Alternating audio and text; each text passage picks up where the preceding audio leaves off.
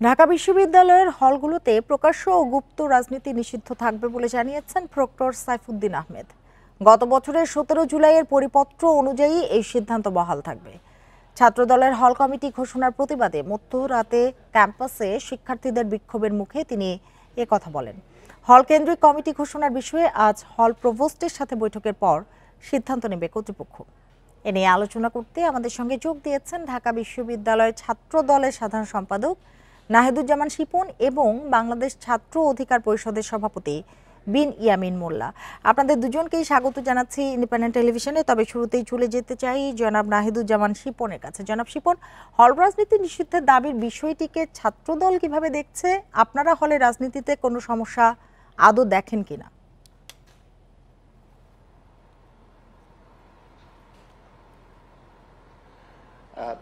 দেখেন, বাংলাদেশের বিগত 5ই আগস্টের ছাত্র জনতা যে গণঅভ্যুত্থান হয়েছে, সেই গণঅভ্যুত্থান পূর্ববর্তী সময়ে বাংলাদেশের হলগুলোকে একটি টর্চার সেলে রূপান্তরিত করেছিল বাংলাদেশ ছাত্রলীগ নামে যে সন্ত্রাসী সংগঠন, যারা ইতিমধ্যে তাদের রাজনৈতিক কর্মকাণ্ডের কারণে নিষিদ্ধ হয়েছে।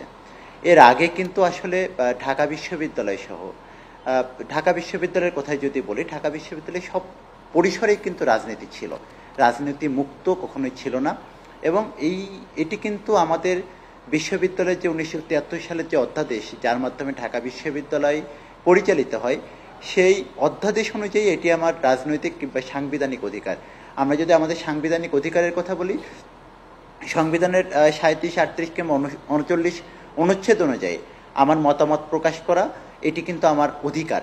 এবং এই অধিকারকেই কিন্তু বিগত 1.5 দশক ধরে ফ্যাসিস্ট আওয়ামী সরকার এবং তার সন্ত্রাসী সংগঠন ছাত্রলীগ ঢাকা বিশ্ববিদ্যালয়ে আমাদেরকে বাধাগ্রস্ত করেছিল। এবং এই বাধাগ্রস্ত করার বিপরীতে আমরা কিন্তু আমাদের অধিকার আদায়ের লক্ষ্যে বিগত 1.5 দশক ধরে আমাদের সাংবিধানিক এবং গণতান্ত্রিক অধিকার আদায়ের লক্ষ্যে আমরা রাজপথে লড়াই সংগ্রাম করেছি। এবং লড়াই সংগ্রাম করতে গিয়ে এবং একই সাথে এই যে গেস্ট রুম, গণরুম কিংবা নিপীড়নমূলক রাজনীতি, জবরদস্তিমূলক রাজনীতি, এই রাজনীতির বিপরীতে লড়াই সংগ্রাম করতে গিয়ে কিন্তু ঢাকা বিশ্ববিদ্যালয়ের অসংখ্য শিক্ষার্থী ছাত্রলীগের দ্বারা নির্যাতনের শিকার হয়েছে, তাদের শিক্ষা জীবন ব্যাহত হয়েছে। এবং বাংলাদেশের ছাত্রদলের, বাংলাদেশ জাতীয়তাবাদী ছাত্রদলের অসংখ্য নেতাকর্মী পঙ্গুত্ব বরণ করেছেন, গুম হয়েছেন, শহীদ হয়েছেন। সর্বশেষ যে জুলাই আগস্টের গণ অভ্যুত্থান, সেখানেও বাংলাদেশ জাতীয়তাবাদী ছাত্রদলের 1.5 শতাধিক নেতাকর্মী শহীদ হয়েছেন শুধু তাদের এই গণতান্ত্রিক এবং সাংবিধানিক যে অধিকার, সে অধিকার আদায়ের লক্ষ্যে। এখন দেখেন, ঢাকা বিশ্ববিদ্যালয়ের হলগুলোতে আমরা 5ই আগস্ট পরবর্তী সময় থেকে দেখছি যে প্রত্যেকটি ছাত্র সংগঠন কিন্তু তারা তাদের কার্যক্রম পরিচালনা করছে, কেউ নামে কেউ বেনামে। কিন্তু সেই সময় কিন্তু এই বিষয়টিকে কোনোভাবে কেউ বাধাগ্রস্ত কিংবা প্রশ্নবিদ্ধ করেনি। আমরা যখন প্রকাশ্যে আমাদের রাজনৈতিক কার্যক্রম পরিচালনা করতে গিয়েছি, তখন আমরা দেখলাম গতকালকে একটি মব পরিস্থিতি তৈরি করা হলো এবং সেই মব পরিস্থিতি তৈরি করে বিশ্ববিদ্যালয়ের প্রশাসনকে বাধ্য করা হচ্ছে একটি সিদ্ধান্ত চাপিয়ে দেওয়ার জন্য। কিন্তু আমরা বিশ্ববিদ্যালয় প্রশাসনের কাছে এই প্রশ্নটি রাখতে চাই, যদি ঢাকা বিশ্ববিদ্যালয় 1973 সালের যে অধ্যাদেশ, সেই অধ্যাদেশ অনুযায়ী তাহলে বিশ্ববিদ্যালয়ের রাজনৈতিক যে অধিকার, সে অধিকার কিভাবে বাস্তবায়িত হবে, হলগুলোতে রাজনৈতিক কাঠামো কিভাবে হবে, সেটি অবশ্যই তাদেরকে সুস্পষ্ট ব্যাখ্যা করতে হবে। এবং যে ডাকসু নির্বাচন, তাহলে সেই ডাকসু নির্বাচনে হল সংসদ নির্বাচন কিভাবে হবে, সেটিও কিন্তু তাদেরকে ব্যাখ্যা বিশ্লেষণ করে। আপনার কাছে আসবো, এবার চলে যেতে চাই বিন ইয়ামিন মোল্লার কাছে। জনাব বিন ইয়ামিন মোল্লা, হলের রাজনীতি চর্চায় আপনারা কোনো সমস্যা দেখেন কিনা? ধন্যবাদ। ঢাকা বিশ্ববিদ্যালয়ের বিগত সময়গুলোতে আমরা যে পরিবেশটা দেখেছি, আমি নিজে ঢাকা বিশ্ববিদ্যালয় এফ রহমান হলের আবাসিক শিক্ষার্থী, ছাত্রলীগের যে নির্যাতন, অত্যাচার, গেস্টরুম, গণরুম, সেই জায়গাটা থেকে বিশ্ববিদ্যালয়ের শিক্ষার্থীদের দীর্ঘদিনের ক্ষোভ, সেই ক্ষোভের বহিঃপ্রকাশই কিন্তু ছিল এই অভ্যুত্থানের সবচেয়ে বড় শক্তি।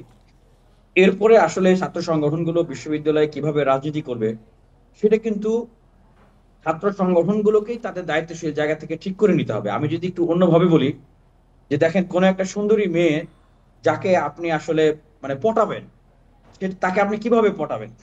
অবশ্যই তাকে ভালোবাসা দিয়ে দিয়ে পটাতে হবে। এখন তার কাছে আপনি যদি তাকে পটাতে ব্যর্থ হন, আপনার আচার আচরণ কার্যক্রম সে যদি ভীত সন্ত্রস্ত হয়, তাহলে সেটা তো আসলে তার দোষ না, সেটা কিন্তু আপনারই দোষ। তো সেক্ষেত্রে নাহিদুজ্জামান শিপন, ঢাকা বিশ্ববিদ্যালয় থেকে ছাত্র দলের সাধারণ সম্পাদক, উনি যে বক্তব্যটা দিয়েছেন সেটা আমি দ্বিমত করছি। কারণ ছাত্র দলের অনেক নেতাকর্মীরা এই বিশ্ববিদ্যালয়ে কিন্তু অধিকার ভিত্তিক আন্দোলনের সাথে সম্পৃক্ত হচ্ছেন এবং পাশাপাশি অনেক ওয়েলফেয়ার কার্যক্রম করছেন, বিশেষ করে অনেকেই কিন্তু পরিচিত বটেন। তো তারা যখন খেলাধুলার আয়োজন করছেন, মেয়েদের হলে গিয়ে যখন মেডিকেল সেবা দিচ্ছেন, হলে হলে গিয়ে যখন আরো ভালো ভালো কাজ করতেছেন, তখন তো শিক্ষার্থীরা ক্ষুব্ধ হয় নাই। কিন্তু গতকালকে কেন ক্ষুব্ধ হলো? গতকালকে ক্ষুব্ধ হয়েছে কারণ ছাত্রদল হলে হলে কমিটি দিয়েছে। এখন ছাত্রদল হলে হলে কমিটি দেওয়ার কারণে কেন শিক্ষার্থীরা ভীত হলো? কারণ দেখেন, ছাত্র দলের সাংগঠনিক স্ট্রাকচারে 5 আগস্টের আগেও যেরকম ছিল, 5 আগস্টের পরেও কাঠামোগত গুণগত কোনো পরিবর্তন আনে নাই। ছাত্রলীগের মূল দলের কমিটি যেরকম শেখ হাসিনা জায়গা থেকে আসতো, ছাত্র দলের মূল দলের কমিটি সাইন কোন জায়গা থেকে থাকে? মূল দল থেকে থাকে। সুতরাং শিক্ষার্থীরা আতঙ্কিত যে আবারও সাদ্দাম ইনান ছাত্রলীগ বিশ্ববিদ্যালয় তৈরি হয় কিনা। আমি ছাত্র দলের বন্ধুদের প্রতি অনুরোধ করব যে বিশ্ববিদ্যালয়ের শিক্ষার্থীরা আসলে যেই ধরনের কার্যক্রম চায়, ওনারা যেন সেইভাবে করে আগায়।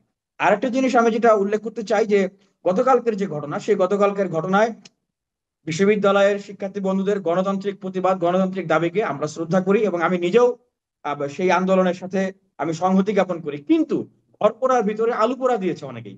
আমরা অনেকেই দেখেছি যে তারা ভ্যান্ডালিজম করেছে, ভাঙচুর করেছে এবং আন্দোলনের কে উস্কে দিয়ে সেখানে একটা সংঘাত সহিংসতা তৈরি করার চেষ্টা করেছে। আমি বলবো তাদেরকে চিহ্নিত করতে হবে, কারণ তাদের উদ্দেশ্য হচ্ছে ডাকসু আবার নির্বাচনকে আসবো বানচাল আপনার কাছে, আবার আসবো।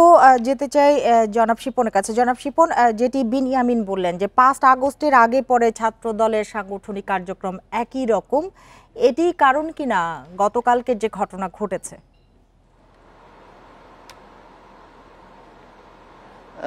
দেখেন, আমি একমাত্র যদি বলি যে আমাদের ঢাকা বিশ্ববিদ্যালয়ের সব থেকে বর্তমানে যে বৃহৎ ছাত্র সংগঠনটি, সেই ছাত্র সংগঠনটির 5 আগস্ট পরবর্তী সময় একমাত্র ছাত্র সংগঠন যাদের একজন নেতা কিংবা কর্মীর বিরুদ্ধে সাধারণ শিক্ষার্থীদের পক্ষ থেকে কোনো ধরনের অভিযোগ এই জাতির সামনে উপস্থাপন করতে পারেনি।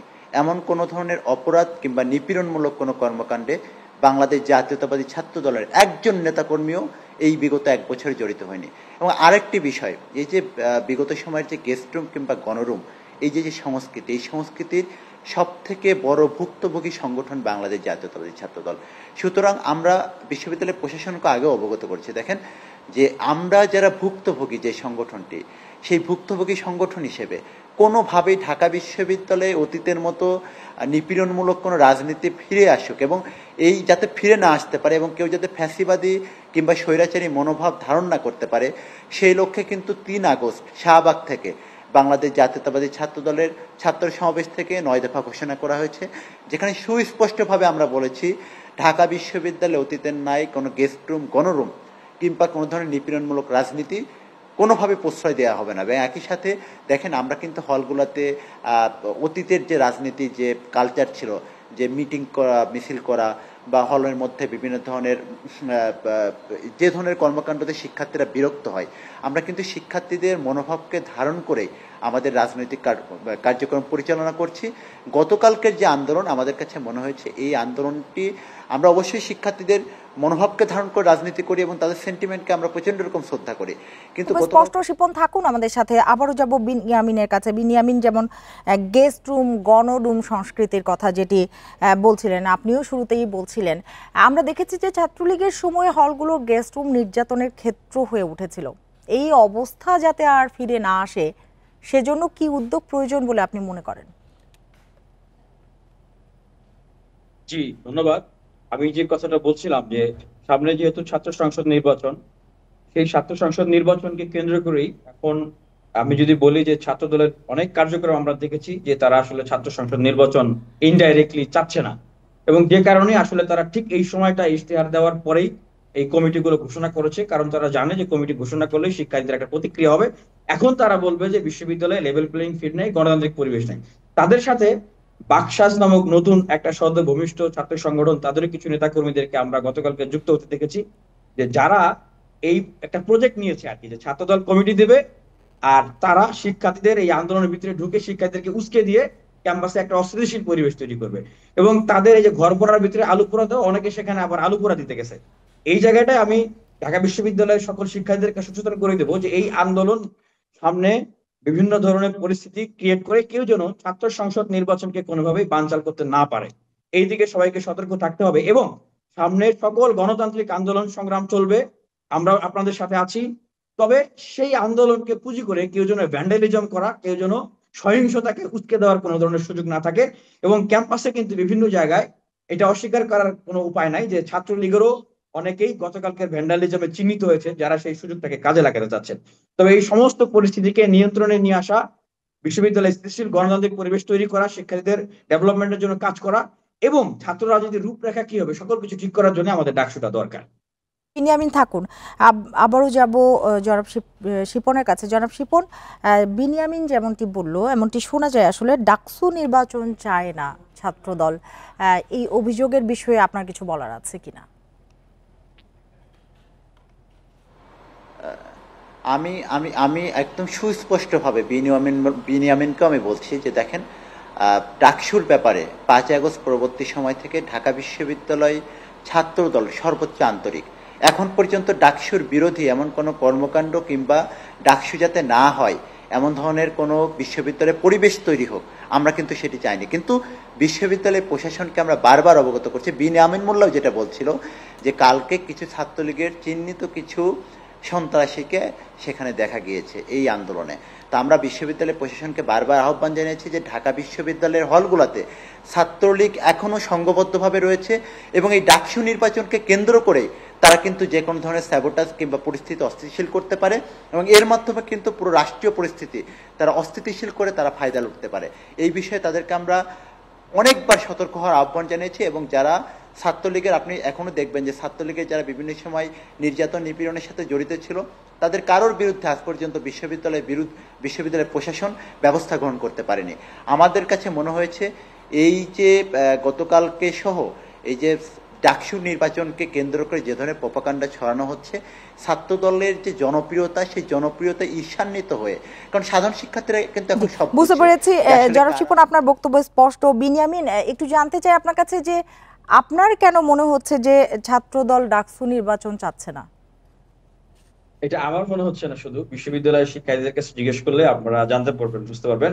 কারণ এই মুহূর্তে যদি ছাত্র সংসদ নির্বাচন হয়, যেহেতু ছাত্র দলের নেতৃবৃন্দরা তাদের কার্যক্রমের ভিতর দিয়ে বা 5 আগস্ট পরবর্তী সময়ে শিক্ষার্থীদের যে চাওয়া, সেই চাওয়া অনুযায়ী তাদের সাংগঠনিক কার্যক্রম সেইভাবে পরিবর্তন করে শিক্ষার্থীদের কাছে জনপ্রিয় হতে পারে নাই, সেই জায়গা থেকেই তারা আসলে ডাকসু নির্বাচনটা চাচ্ছে না। আরেকটা দিক, সেখানে যে ছাত্র দলের ভাইয়েরা তারা ভাবছেন যে সামনে জাতীয় নির্বাচন হবে, হলে তারা ক্ষমতায় চলে আসবে, তাহলে তো অটোমেটিক বিশ্ববিদ্যালয়ের তারা একটা শক্তিশালী দল হিসাবে, নেতৃত্ব হিসেবে সেখানে আবির্ভূত হচ্ছেন।